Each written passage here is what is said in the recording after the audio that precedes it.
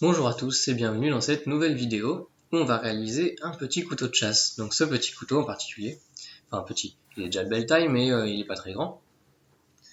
Et donc on va commencer avec un nouveau type d'acier que j'ai encore jamais utilisé et c'est du C130. Je me suis dit que ça pouvait être intéressant d'essayer des nouveaux aciers. Et notamment celui-ci, c'est un acier qui est censé se tremper à l'eau ou à l'huile accélérée. Comme d'habitude, on trace le dessin de notre couteau, puis on découpe d'abord grossièrement, puis ensuite un petit peu plus précisément la forme de notre couteau.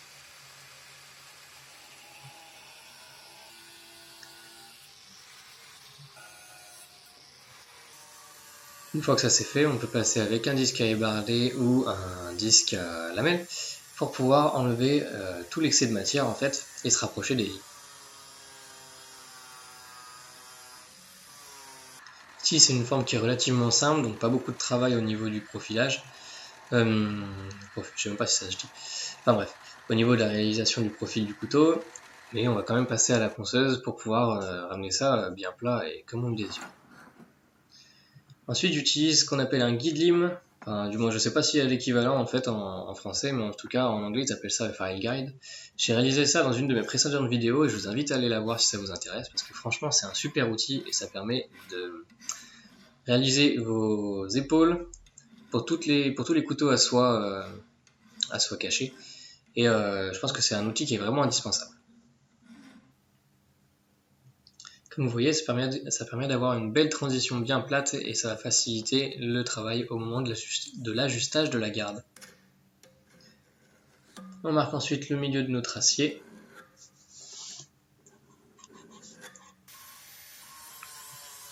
Et ensuite on utilise encore une fois notre meuleuse avec un disque à ébarder pour pouvoir réaliser les émoutures. Ici rien de très compliqué, j'essaie de monter mes émoutures assez haut pour avoir un angle le plus faible possible au niveau du tranchant. Et comme ça va me permettre d'avoir quelque chose qui a un bon tranchant.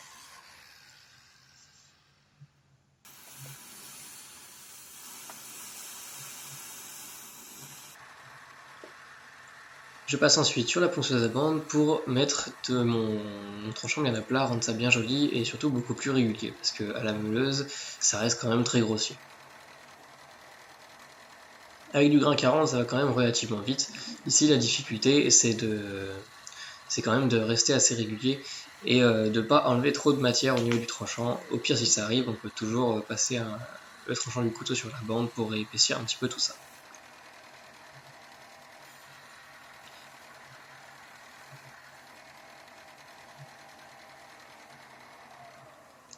Donc j'ai à peu près 1,5 mm au tranchant. Et je pensais que ça allait être suffisant pour la trempe.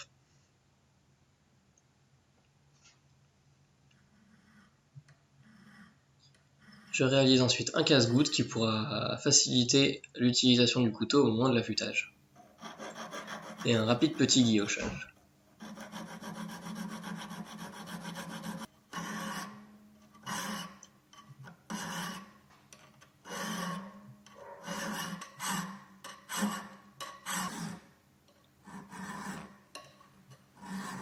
Ici rien de très compliqué, c'est quelque chose que j'essaye, c'est tout nouveau. C'est la première fois que je réalise ce guillochage, il n'est pas très régulier, j'aurais pu mieux faire. Donc voilà, notre couteau est prêt pour la trempe.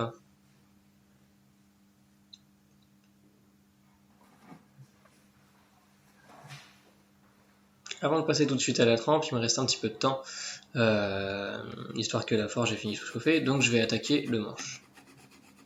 Au début, je suis parti sur cette matière-là, donc c'est la résine dans laquelle il y a pas mal de morceaux de bois différents qui sont inclus, et que j'ai fait il y a déjà un sacré bout de temps, et je pensais que ça allait bien aller pour ce projet-là.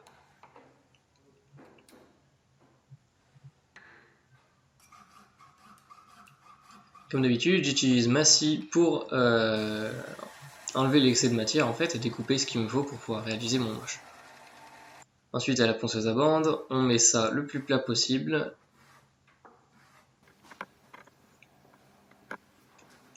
Et voilà ce qu'on obtient. Pour l'instant, ça ressemble pas à grand chose, mais une fois que ce sera poli, ça pourra être joli. J'ai percé mon trou pour pouvoir mettre mon manche dedans, enfin ma soie dedans. Rien de très compliqué, et je préfère que, en fait, je perce directement au diamètre de la soie, parce que de toute façon, ça va être rempli de colle à la fin, donc ça bougera pas.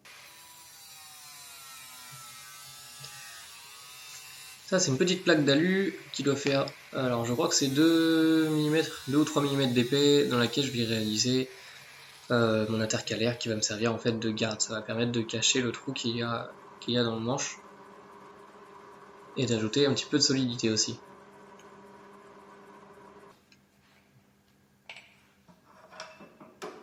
Ici mon acier fait 3 mm d'épaisseur, du coup je perce à 2 mm et j'utilise mon Dremel pour relier tous les trous ensemble.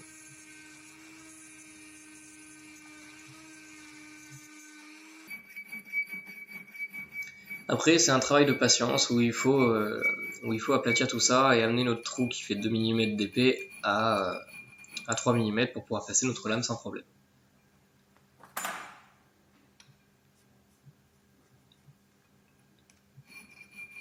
Il faut aller doucement, pas très vite et bien prendre le temps. Là c'est mon erreur. Il fait très froid, donc l'eau est très froide et ma lame est un tout petit peu trop chaude. Donc je suppose que vous devinez ce qui va arriver.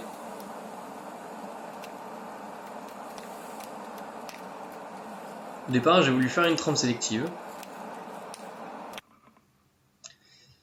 qui apparemment a pas trop mal marché vu que, comme on peut le voir, il y a une jolie tapure qui s'arrête pile au niveau de la dite trempe sélective. Je suis vraiment dégoûté parce que le couteau avait une belle allure d'ici là, enfin jusque là pardon, mais comme vous pouvez le voir, ouais, il y a une jolie tapure qui casse ma lame et ça a cassé très très facilement. Hein. Donc au niveau du grain, en fait, on n'est pas trop mal, comme vous pouvez le voir, c'est pas le plus fin qui existe, mais c'est pas le plus épais non plus. Donc, on n'est pas trop mal, c'est-à-dire qu'au niveau de la température, je devais être à peu près bon, peut-être un poil trop chaud, mais c'est surtout mon eau qui était beaucoup trop froide dans le curé. Je sais pas pourquoi, d'habitude, en plus, je chauffe mon huile, mais là, ça m'est pas venu à l'idée, j'ai oublié de chauffer mon eau, et bah, du coup, je l'ai payé cher. Donc bah rebelote, je recommence tout avec du XC75 cette fois-ci, donc un acier que je connais. Et qui est un poil plus épais, je crois que c'est du 4 mm. Donc du coup il a fallu que je réajuste ma garde.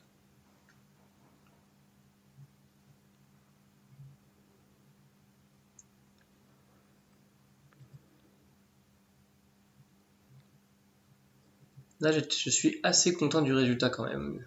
Il y a relativement peu de trous entre la garde et la soie du couteau. J'ai fait une petite texture au marteau, juste histoire de donner un petit style au couteau. J'aime bien. Faut pas en abuser parce que sinon ça peut engendrer beaucoup de stress dans la lame si on tape trop fort et du coup ça peut causer des problèmes au niveau de la trempe. Donc la trempe du XC75, ici pas de surprise contrairement au C130, il faut vraiment que je m'habitue à ce nouvel acier. Le couteau a subi un revenu, donc 1 heure à 200 degrés, et maintenant il est officiellement fonctionnel, hein. Enfin du moins l'acier est durci, donc le couteau va pouvoir être utilisé en tant que tel. On passe ensuite à la ponceuse à bande pour blanchir notre lame. Et surtout pour affiner mon tranchant parce que du coup je l'avais laissé bien épais pour être sûr que cette fois-ci ça casse pas.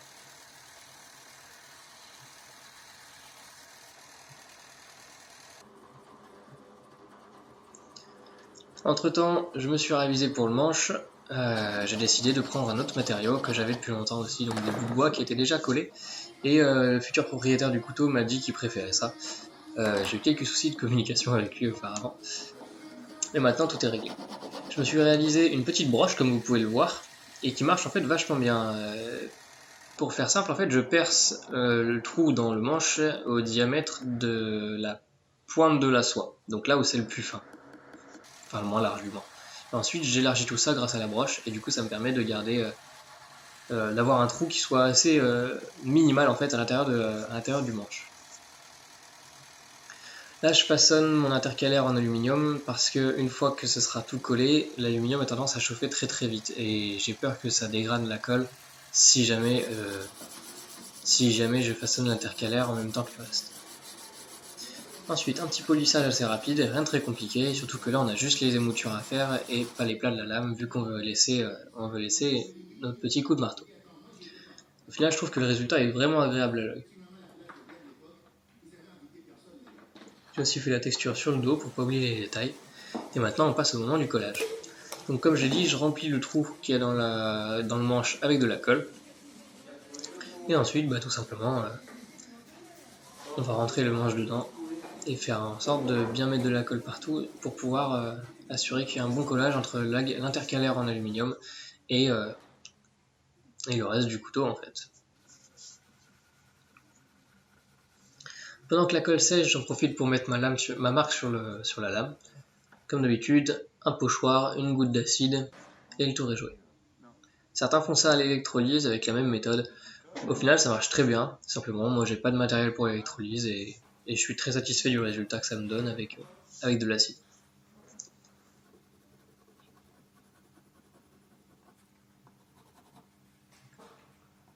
Donc voilà le couteau qui est prêt à être travaillé au niveau du manche.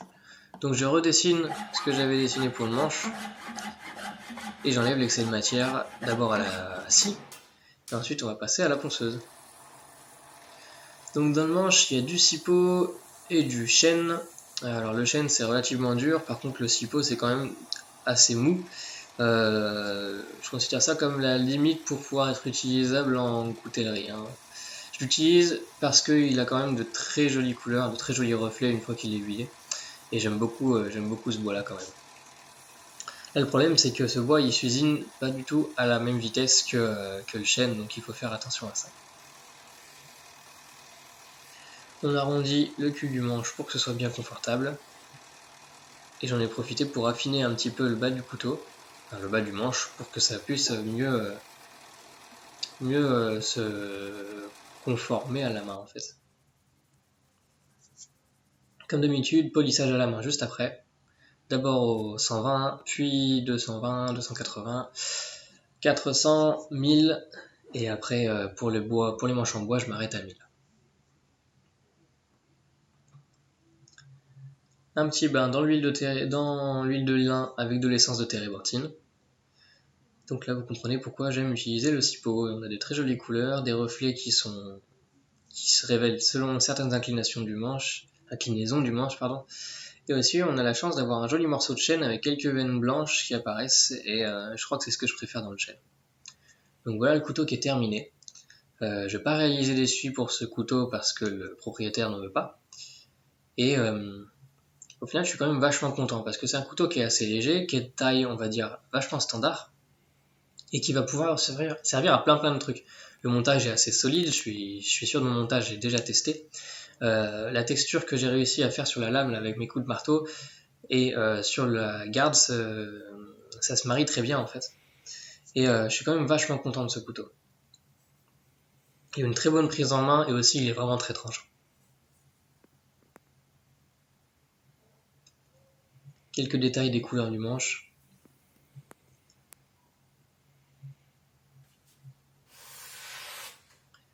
Donc voilà, comme je vous disais, aucun souci au niveau de l'affûtage, c'est le XC75, ça s'affûte très bien, ça garde un tranchant pas trop mal, et surtout ça permet d'avoir des couteaux qui peuvent être vraiment tranchants.